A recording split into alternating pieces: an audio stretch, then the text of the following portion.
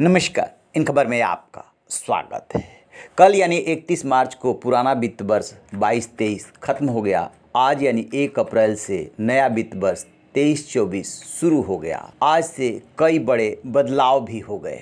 नए income tax regime में नए स्लैब्स लागू हो गए हैं। इनकम टैक्स में बेसिक छूट सीमा भी 50,000 रुपये बढ़ गई है। अब आपको 7 लाख तक की सालाना आय पर कोई टैक्स नहीं देना होगा। दूसरा बदलाव, टोल महंगा हो गया है। बात करें यदि दिल्ली मेरठ एक्सप्रेसवे और NH9 पर आज से करीब 10% टोल टैक्स महंगा हो गया। इससे गाजियाबाद से मेरठ हापुड़ जाने के लिए ज़्यादा टोल टैक्स चुकाना होगा।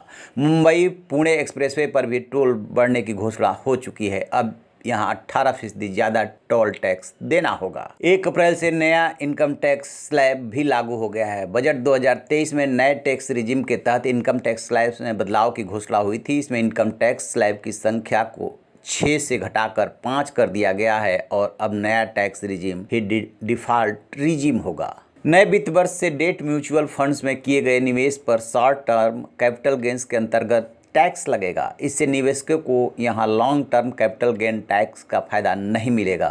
साथ ही मार्केट लिंक डिवेंचर्स में किया गया निवेश भी शॉर्ट टर्म कैपिटल एसेट्स माना जाएगा। नए वित्त वर्ष से सीनियर सिटीजन सेविंग स्कीम यानी SCSS के लिए अधिकतम जमा सीमा 15 लाख से बढ़ाकर 30 लाख रुपए हो गई है। मंथली इनकम स्कीम के लिए अधिकतम जमा सीमा सिंगल अकाउंट के लिए 4.5 लाख से बढ़ाकर 9 लाख रुपए हो गई है।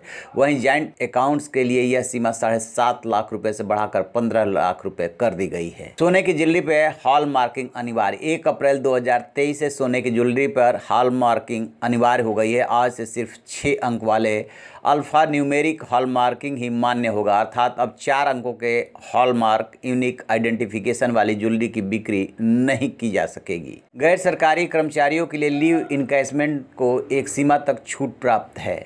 ये लिमिट साल 2002 से 3 लाख रुपए थी। अब इस लिमिट को बढ़ाकर 25 लाख रुपए कर दिया गया है, यानी कि LTA में भी बदलाव हो गया है। फिजिकल गोल्ड को गोल्ड रिसिप्ट में बदलने पर नहीं लगेगा टैक्स। अब से फिजिकल गोल्ड को इलेक्ट्रॉनिक गोल्ड रसीद में बदलने या इसका उल्टा करने पर कोई कैपिटल गेन टैक्स नहीं लगेगा। हर महीने की 1 तारीख को LPG सिलेंडर के दाम तय होते हैं। आज से LPG सिलेंडर्स के रेट में बदलाव हो गया है। कमर्शियल गैस सिलेंडर यूजर्स के लिए गैस की कीमतों में करीब 92 रुपये कटौती की गई है। घरेलू LPG गैस ग्राहकों के लिए कीमत में कोई संशोधन नहीं किया गया है। पुरानी टैक्स व्यवस्था में कर्मचारियों को प्रदान किए जाने वाले 50,000 रुपये के स्टैंडर्ड डिडक्शन में कोई बदलाव नहीं किया गया है। पेंशनर्स के लिए वित्त मंत्री ने स्टैंडर्ड डिडक्शन के लाभों को नए टैक्स रिजिम में भी डालने की घोषणा की थी। 15.5 लाख रुपए या अधिक की आय वाले हर वेतनभोगी व्यक्ति को 52,500 रुपये का आज से फायदा होगा। आपको बता दें कि जब भी सरकार